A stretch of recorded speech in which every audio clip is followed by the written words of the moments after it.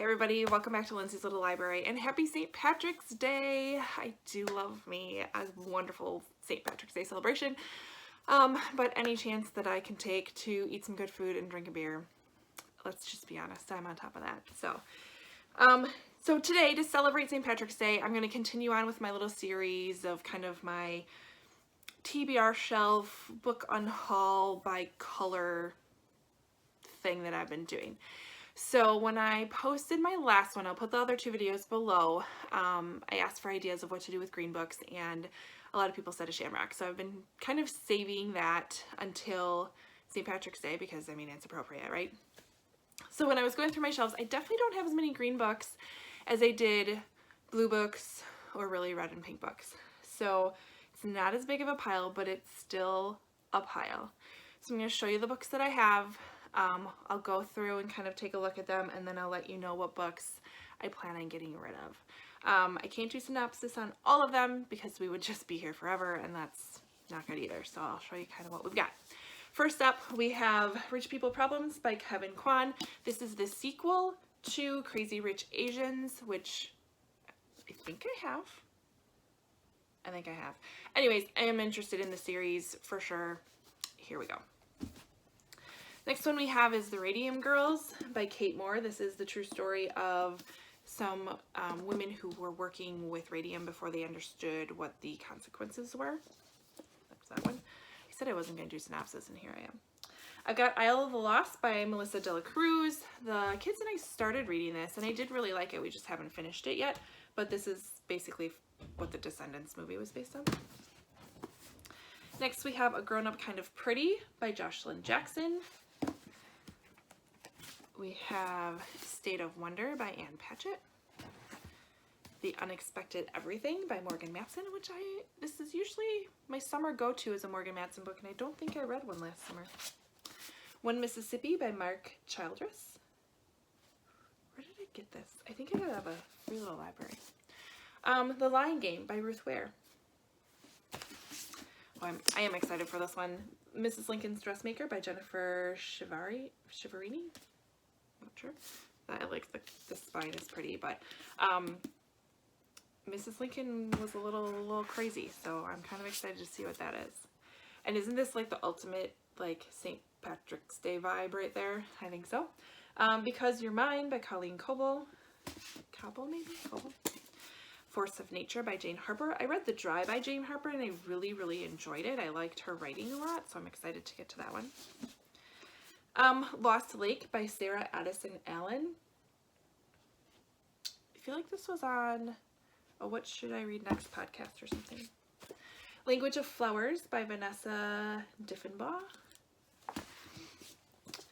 What My Best Friend Did by Lucy Dawson. I just love the title, like, What My Best Friend Did. Scandalous. The Scent of Rain and Lightning by Nancy Picard. Yep, book outlet. In a Dark, Dark Wood by Ruth Ware. I have enough Ruth Ware books to last me a while, and I have yet to even read any of them. Good Things by Mia King. Living Simply Isn't Simple. My Husband's Wife by Jane Corey. Yep. I know. City of Bones, guys, by Cassandra Clare. I've yet to read any of them, but they intimidate me. Look at this thing. It's huge. Let's see. How many pages we got? 485. And that's just the first book out of what? 79? Okay, not that many, but still. Jack. This is the true story of Jack and the Beanstalk by Liesl Shirtliff. This is a book that we got from the Amazon's Book of the Month for Kids.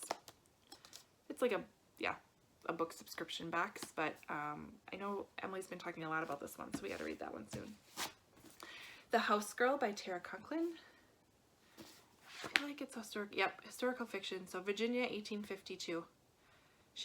Josephine Bell decides to run away from the failing tobacco farm where she is a slave and nurse to her ailing mistress. Yeah. Oh, Stolen Marriage by Diane Chamberlain. Isn't this just crazy cool? I still have to read that. And I need to read Dream Daughter by Diane Chamberlain, which I heard is awesome as well. All the Missing Girls by Megan Miranda. I got this out of a free little library. Look at the condition of this book. Gorgeous. The House at Riverton by Kate Morton. I've just been loving her lately. Here's one that scares me, guys. Tell me if I need to keep it or not, because I don't know. I'm on the fence. Midnight at the Garden of Good and Evil by John Berendt. Berendt? I don't know. The Murderer's Daughter by Jonathan Kellerman. I think I got that from my aunt. Julie and Julia by Julie Powell. I do love the movie. And then The Nature of the Beast by Louise Penny. Is this the first one? I bought it at a library sale. But I think it was like I was in this mood to start collecting them. It can't be the first one, because this was like 2015. So I was like maybe in the mood to start collecting them, and then I didn't know if I could read them out of order or not, but it was only $1, so this might be another one on the fence where I don't know if I should keep it or not. So that's all of the books. The green box. I told you there's not as many. I do have a few back here, but I have no desire to get rid of them, and I think I have enough to build my shamrock, so I wasn't going to mess with those. But yeah, I do have The Dream Daughter by Diane Chamberlain. I have Crossing Ebenezer Creek by Tanya Baldwin, which I have on my list to read for middle grade March. So there's just a few, but I think we're good to build our shamrock. I don't know how I'm going to do it yet, because I don't have any like guides to go off of. So I'm going to make it look as close to a shamrock as I can. We'll see what happens and go from there. And then I'll let you know which books I'm going to get rid of. So I'll see you soon.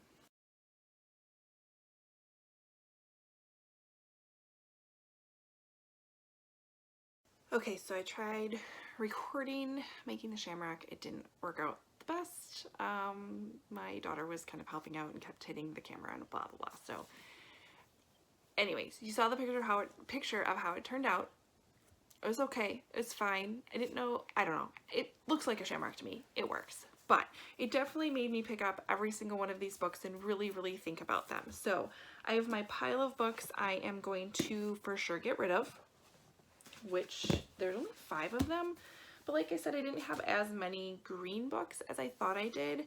And I also have a small pile of like books I'm reading this summer for sure. So I have Unexpected Everything is getting read this summer, and we're definitely going to go with one of the Ruth Ware books.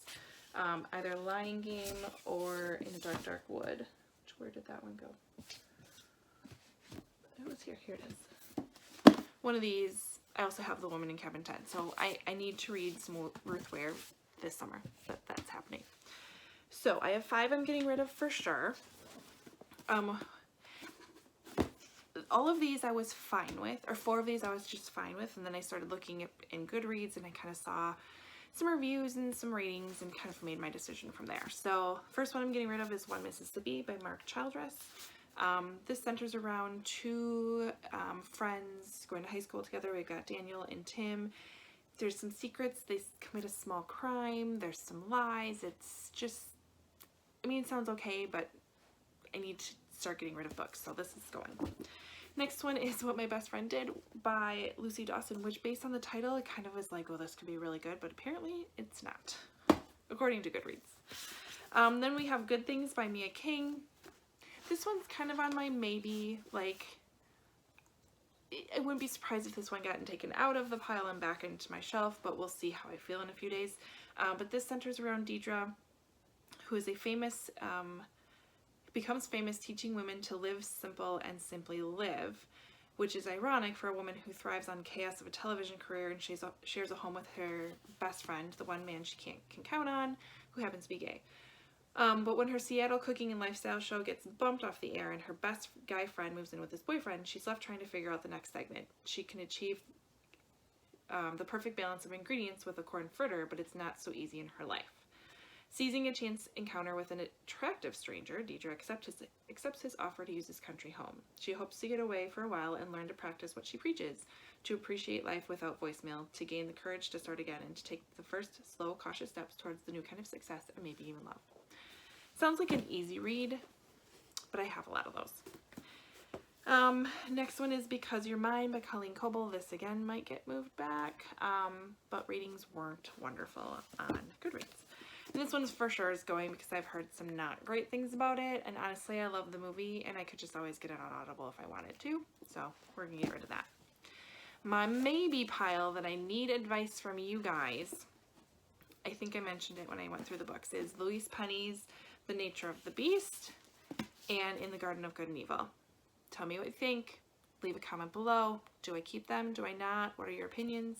If there's any other books here that you've read that you're like, Linz, it's not worth it, comment below and let me know what those are as well. But I'm happy to get another small stack of books out of my house and moving on and kind of cleaning up my TBR shelves. I'm making progress. Slow, but I'm making progress. Anyways, like and subscribe, and we will talk to you later. Bye.